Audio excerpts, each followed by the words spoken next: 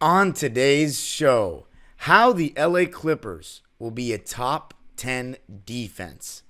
Going to be talking about it all on today's Locked On Training Camp Clippers.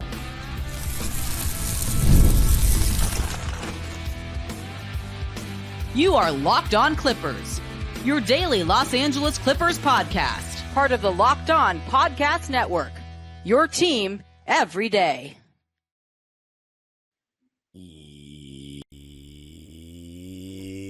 Yes, sir. You were locking in with the Clips. Thank you for making Locked On Clippers the first listen of your day, your team every day.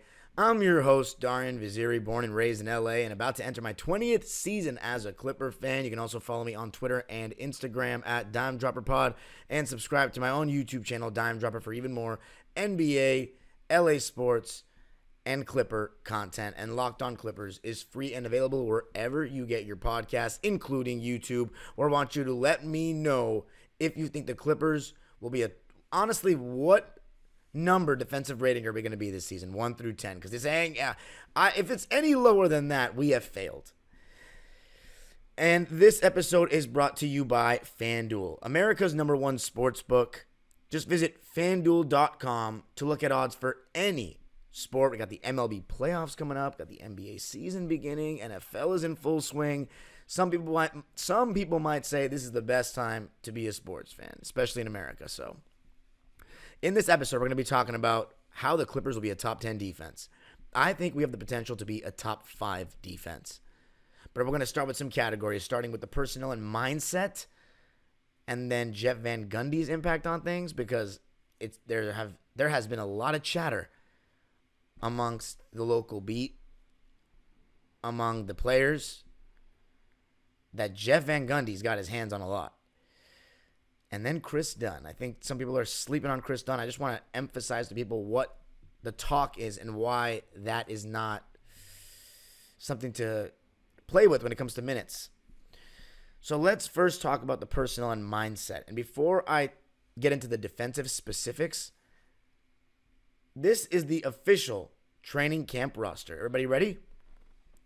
It goes alphabetically by last name: Mo Bamba, Nicholas Batum, Kobe Brown, Cam Christie, the Brewmaster Amir Coffey, Nate Darling, Ray J. Dennis, Kris Dunn, Trenton Flowers, James Harden, Bones Highland, Derrick Jones Jr., Kai Jones, Kawhi, Terrence Mann, Jordan Miller, KPJ, Norman Powell, PJ Tucker, Alondes Williams, and Zoo. That is our training camp roster. Now, if you're wondering, okay, how many of those guys are on the team? How many are on two-ways? I will tell you. So, in terms of the contracts, here are the players that are on standard contracts, that are on actual guaranteed contracts: Kawhi Leonard, James Harden, Ivica Zubac, Terrence Mann, Derrick Jones Jr., Norman Powell, Nico Batum, Kris Dunn, Mo Bamba, Amir Coffey. That makes 10. Then you have Kobe Brown, 11, Bones Highland, 12, KPJ, 13, PJ Washington, 14, and Cam Christie, 15. The two-way players, Jordan Miller and Trenton Flowers. That means they're going to spend time with the San Diego Clippers in the G League and can play 41 games. And then the rest are on training camp deals, on Exhibit 10s. That's Kai Jones, Ray J. Dennis, Nate Darling, and Alondes Williams. Remember, Elijah Harkless got waived in September 27th, 28th. Or September 27th or 26th. So that's our team. Let me know what you think of the roster in the comments below. But when you talk about some of those players, let's just look at them. Kawhi Leonard, all-world defender. Now, there's a misconception around Kawhi that he's not a good defender anymore, not a great defender anymore, and that's BS. The thing is, he's just not as good of a man-to-man defender, but it's less about that he's not as good, more so that he doesn't do it as much, because when he started out his career, he was placed on a team of stars that needed a Bruce Bowen replacement, needed a guy that could guard on the ball and sit there and be a role player. But he ended up becoming, for me, the most improved player I've ever seen skill-wise from day one into what he became at his peak in my 20 years watching basketball in live time.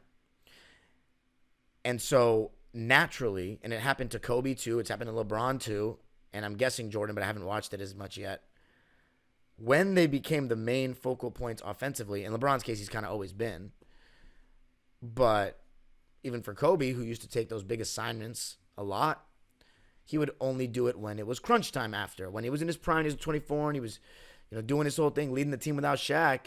He's not guarding the best player every single second. But back then, it was more about position. You're guarding your position. Now, with the way the NBA is, you just kind of mix and match and choose whoever your defender that you think has the best chance to guard their best player, you do it. And the difference, I think, is a lot of guys have that long build that can guard multiple spots. But I think it's also because the NBA, one of the weaknesses of NBA players now, to me, compared to the past, because I don't believe that every single thing has gotten better. Sue me. They don't take advantage of size the same way. Even a guy like, say, I wouldn't rely on like a Matt Barnes to post up anybody, but someone like Matt Barnes would crash the glass or something. Find some way to make it an advantage. I think now you can get away with those kinds of mismatches, with size mismatches a little more, because people just favor the face-up game and find ways to get threes. But that's my point. Kawhi is not going to guard the best player for the majority of the game. Then you've got Derrick Jones Jr., who is I was going to say phenomenal, but that may be stretching. He's a very good defender. His ability to guard on the ball, he's got length. He can jump to the sky. The way he covers ground, he can get from the corner to the basket in a second. And the athleticism on his defensive plays, his closeout speed, all that is going to be fantastic. Then you have Zubac, who's one of the best rim-protecting bigs in the league. Every metric shows it. The eye test shows it. People that disagree are just not really fair about Zoo. And then you have T-Man, very solid overall defender. You saw the job he did on Luka Doncic in the playoffs and has been a solid, hardworking defender throughout the course of his Clipper career, or his career. He's only been with the Clippers. Kris Dunn, I'm going to get into him at the end because there have been a lot of comments about praising Kris Dunn so far from Clipper media, and it's really great to hear. And then Nico Batum, we all know what he can do defensively. His length, his intelligence, his point of attack defense, his off-ball defense. The guy, great in the passing lanes. He is just a very good guy to have around defensively. Then Amir Coffey, very solid as well. So we've got a lot of solid defenders. The only ones that kind of pose question marks that plan to get minutes, KPJ, Mo Bamba, James Harden, Norm Powell. But we've seen James Harden. He had stretches last year where he was very solid defensively, where his effort was good. I was even giving his defensive fundamentals praise. And his hands, some of the best hands we've seen here with the Clippers. Chris Paul and Kawhi and Rocco come to mind when we talk hands. But James Harden, he's got the very good hands as well, and he always has. That's not something I've learned on the Clippers. But anyway, that defensive personnel is big time because you really think about how many guys can get into guys defensively. Derrick Jones and Terrence Mann now at the point of attack, and you have Kawhi Leonard ready and help, Zubac protecting the rim, and then you have guys like Kris Dunn, who people are saying such great things about. We've got a lot of guys that can guard, and clearly we've built this team with an emphasis that, okay, look, we don't have the replacement for Paul George scoring-wise. It's going to be a lot of Kawhi, a lot of James, giving opportunities for others like Norm, KPJ, maybe Terrence on the ball. Hopefully Bones, if he's still on the team, he can get a chance. I love seeing, Bones in the new uniforms and everything. But I think they're leaning on their defense. And I'm a defensive-minded guy. When I start my first practice with any new team I coach, it's always defense for the majority of the first one. Because I know that offense isn't going to come right away. It's going to take time for the players to mesh. But the defense is how you can guarantee that you're in games. Even when your shot's not falling, which is going to happen. Even when you don't have maybe a guy that creates a lot for you offensively. Like when James Harden's out, we are going to struggle to score points. We are going to struggle to score points. But Kevin Porter Jr., he'll get a bigger role there. Maybe you see Bones Highland. It's not like we have zero options. But our defensive floor can keep us in games. Or our defensive abilities can make our floor higher. and keep us in games. I'm going to pull up some quotes. Sorry, I'm still using an external monitor. I should be getting my new computer screen by the next episode. But Ty Lue talked about we got to be better on the ball this season, not making my big do all the work defensively. I want to just take a second to say to everyone that comes at me in the comments and in general goes at Zoo for saying, he's so slow, he doesn't do this and he doesn't do that. And look, I agree with people on sometimes he can be soft offensively and his bad games can be really bad. But the defensive criticisms of Zoo and just the overall he's not good enough talk, I think it's very unfair. I think I've always said this. It comes from people that don't understand modern defensive schemes. Ty Lue said it right there and confirmed everything I've been telling you on this show for many years. Not making my big do all the work defensively. You people get mad when Zoo's man is scoring, when Zoo has to guard two players at once because Terrence or whoever else, and I'm using Terrence because I thought at the point of attack he was okay last season. They're getting wiped out with the screen. And they also let guys set illegal screens all the time now. You're leaving Zoo on an island to guard two players. It's not very easy. So a lot of the criticism is very unfair when it comes to Zoo. But just when you hear the defensive personnel stuff, Ty say, got to be better on the ball, that tells you that the level last season was not good enough. Not good enough. And Brian Seaman, I'm going to be referencing a lot of his training camp notes. He's made 2 tweets about his daily training camp notes, and one of them was noticeably more athletic with a defensive mindset. And that's something that we've been trying to do. That sounds like Derrick Jones Jr. written all over it. Sounds like Terrence Mann written all over it. That sounds like Kris Dunn written all over it. And coming up, going to be talking more about Jeff Van Gundy and how much he has to do with the defensive mindset.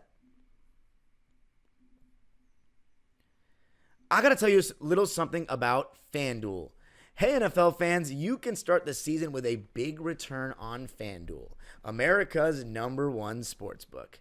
So when you get a hunch in the middle of the game, you can check out the latest stats, view live play-by-play, and so much more on the same page where you place bets. You'll get started with $200 in bonus bets, guaranteed, when you place your first $5 bet. As far as bets, I'm looking right now at NBA, and I would never bet on preseason, but I just want to let you know that the Clippers will be playing in a preseason game on Saturday. So that's going to be against the Warriors. You can place some bets on that on FanDuel, but I would go for more of the season. So you can do that on FanDuel as well. For the games for opening night, the New York Knicks, now it might be a little different. They have Karl-Anthony Towns. They're still -4.5 against this. They're +4.5 against the Celtics on a ring night. That's a good one. Minnesota Timberwolves are -1 at the Lakers on opening night. I'm taking the Wolves on that. But FanDuel is where you can place your bets on all these. That's FanDuel.com.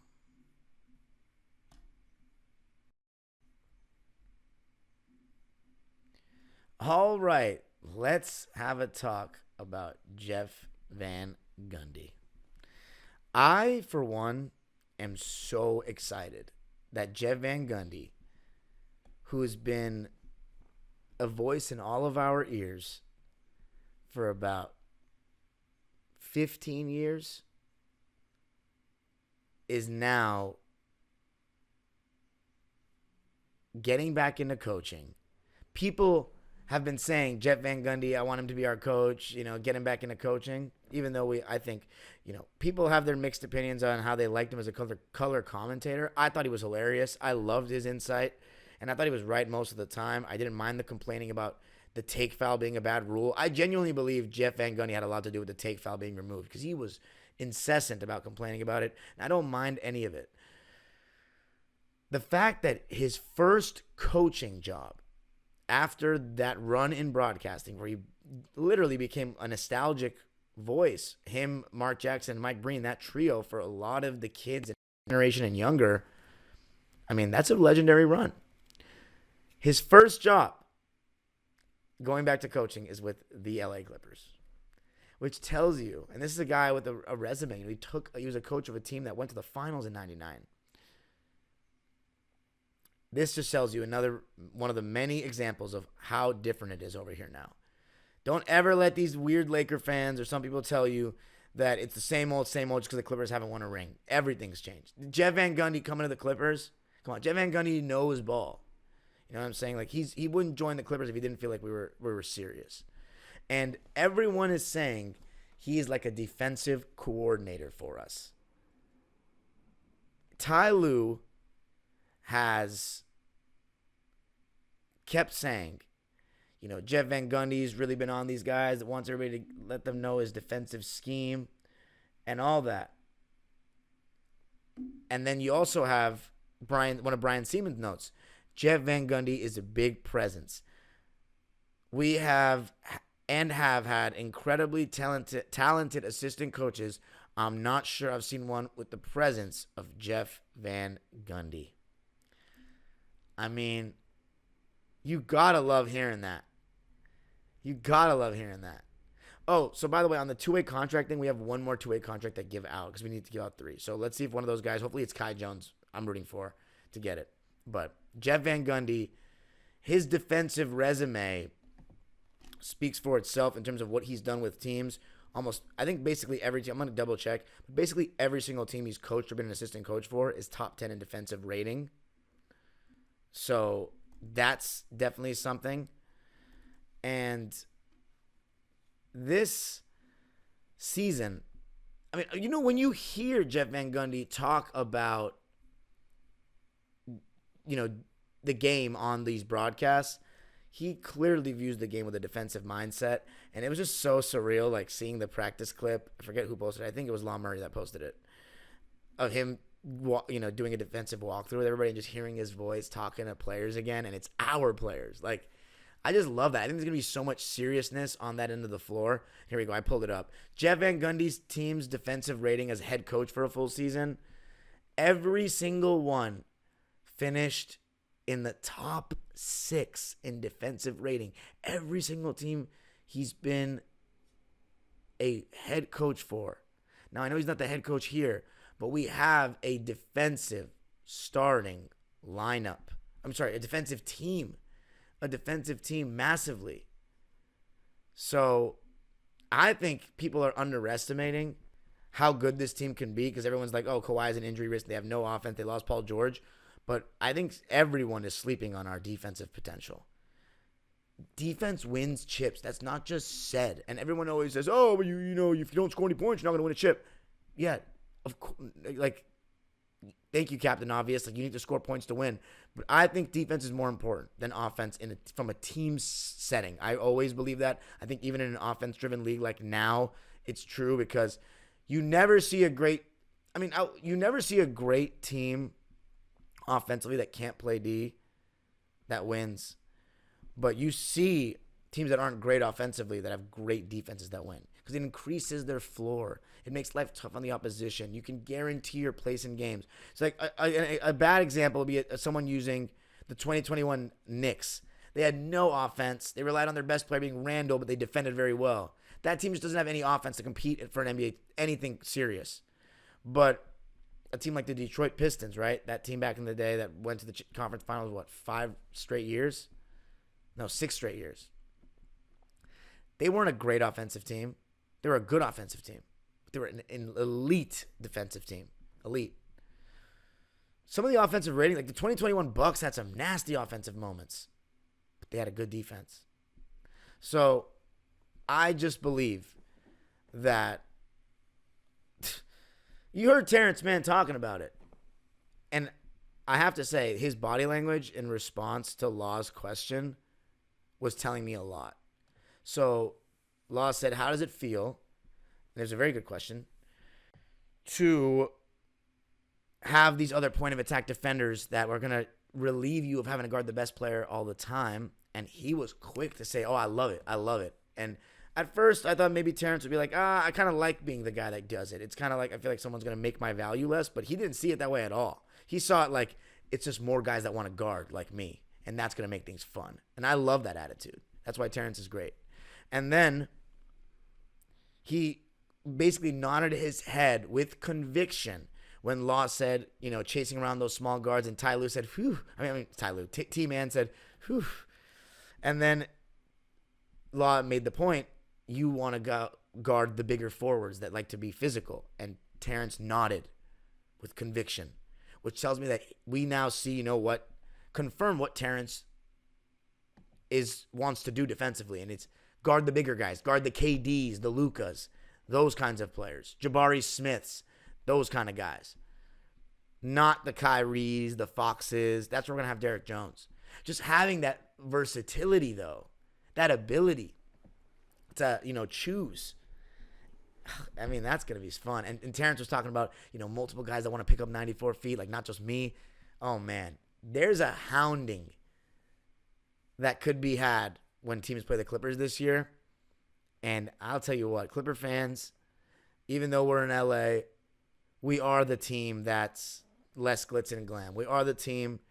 I don't want to use the corny streetlights over spotlights that we were using, but we are the team that I think, despite Lob City being such a fun team, I think there was a level of love for the way the 2019 team competed that we didn't feel at Lob City. I think Clipper fans like more of a blue-collar, defensive-minded team.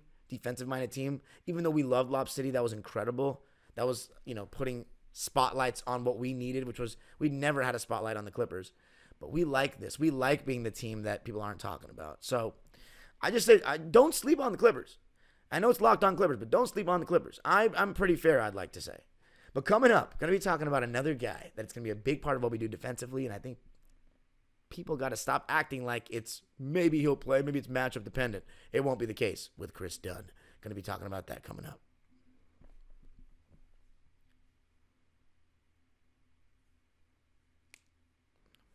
So let's talk about Kris Dunn. First, Joey Lynn asked him what fans should expect from him this season. And he said, I can get a bit chippy from time to time. That comes with a defensive territory mindset. So again, you're already hearing defense from a lot of guys, from Jeff Van Gundy, from Ty Lue. Yeah, that's what I want to hear. That's really what I want to hear. We're also seeing from Brian Seaman say he's seen real focus on communication defensively, a lot of chatter on that side of the ball, but that's something that every team is going to be emphasizing in training camp. It's about who's going to get out there and do it, but of course, depends on how much emphasis is put on it. Some teams might be spending hours on defense, some teams might be spending 45 minutes on a practice. Who knows? And Brian also said, Kris Dunn is a force of nature on defense. Strong, fearless, relentless. So big words from Mr. B.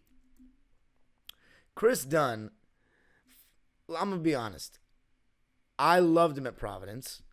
He was traded for Jimmy Butler. He hasn't had the greatest NBA career so far. I'm happy that he's found his way back in the league because I was a fan of him. He's a strong guard. But offensively, I think, is why he has struggled. He hasn't really found his shot. He's not shown to be much of a creator at the NBA level. But recently, he has made his mark defensively, because that's what I've been told. The reason why I say that's what I've been told is it's not that I've not watched Kris Dunn play in years. I have. I watched every game last season for the Clippers, of course, so that means we played Kris Dunn. But when you're not watching a guy every single night or like frequently, you can't really sit there and talk about how good he is defensively with conviction. At least I can't. I don't do that. I don't sell you guys on stuff I haven't seen enough of to speak on. That's one thing about me. But everyone's been saying, because I didn't watch the Jazz last year, there was no point to it. I don't like the Jazz. But there was no, sorry, my boss is a Utah Jazz fan. But still, I stand on that. What everyone's been saying is that Kris Dunn has become one of the best point-of-attack defenders in the league. I'm just not trying to go too crazy about that until I see it myself. But if that's actually the case, we're going to be pretty good this season. I can promise you that. People underestimate what having point of attack defenders in excess means for a basketball team nowadays. It's everything in this pick and roll centric league. It is everything. So if you have Kris Dunn, Terrence Mann, Derrick Jones, and Kawhi out there with Zoo behind him, we are going to be much better than people think. I can promise you. It's all about Kawhi's health, which is the biggest question mark. And if we don't have him, our offense just might not be good enough to make up for all that. And here's my thing. Our offense is going to be a big part of our defense, and I'll tell you why. Yes, defense can lead to offense, but when you score the basketball and allow your defense to set and momentum to build, that also helps you get stops, and that will help us be great. So offensively, we still can't be putrid, if we want to make the plan or playoff in this conference. In the East, I think we could be a bottom 5 offensive team. With our defense, we could still make the plan, but we're not in the East. We never have been. And the East hasn't been better than the West, to me, for a consistent portion since probably the late 80s. It's been a minute. So all I'm saying is this.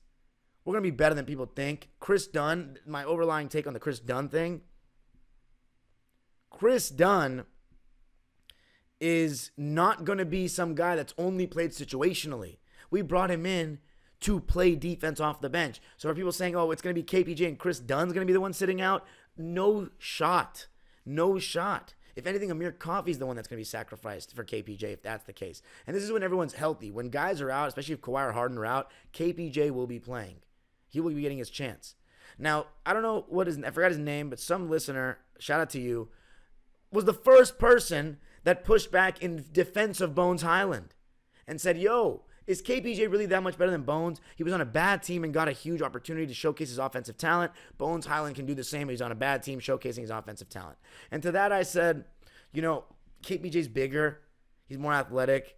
And he has been given the keys to show that he can average 20 points, albeit on a bad team. But averaging 20 points in the NBA is still 20 points in the NBA. Can Bones Highland even do that? Maybe. I wouldn't count it out because he's really talented.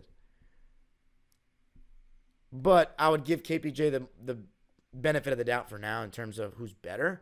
But I like that he was the first person that pushed back in favor of Bones. Everyone's been coming at me and saying the fact that you put Kevin Porter Jr. and Bones on the same level, like you have no idea how good KPJ is. It's like, dude, I think Bones Highland can easily average 14 or 15 points on a bad team like Houston.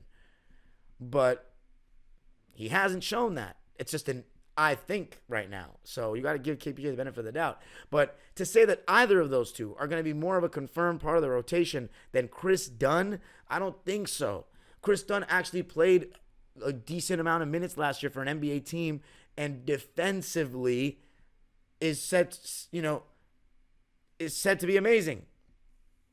So, yeah, with our defensive mindset, you think he's going to be sitting out? I don't think so. And I don't want him to. Last thing, Brian Stevens said Harden has really shown his leadership, holding players accountable, working hard, and making plays. Look, I think James Harden, I've never really said he's not a leader. I think most floor generals, that are assist heavy or are good at getting guys shots, they are usually more vocal. James Harden has more leadership tendencies to me in terms of vocal stuff than Kawhi. Kawhi is very much a lead by example guy. But see, that was part of my thing about Harden and Houston and stuff, is that when your leader, it's not about not being good at defense, it's about the effort level. That stuff as a leader, to me, rubs me the wrong way. But in terms of vocal and especially offensive leadership, I mean, James Harden is up there. You know what I'm saying? For this generation, he really is. And it's nice to have leaders in the room because I don't think Paul George and Kawhi embrace that. I think James does. So pick and roll camp, we know all that. So all I'm saying is don't sleep on the Clippers. I know our fans aren't, but who else could be listening? You can follow me on Twitter and Instagram at Dime Dropper Pod. Subscribe to my own YouTube channel, Dime Dropper, for even more LA Clipper, NBA, WNBA, LA sports content. And Locked On Clippers is free and available wherever you get your podcasts. Make sure you subscribe and hit the notification bell so you know every single time we post a video. And if you can't watch a video, listen on audio wherever you get your pods. We got an episode coming up on Friday and Saturday as well. So we're back at 5 days a week as we're getting ready for the season. Actually, I think we'll do Sunday and Friday because we have a game on Saturday. So I'll do an episode on Sunday so you get an instant reaction. The age-old proverb continues. Go Clippers.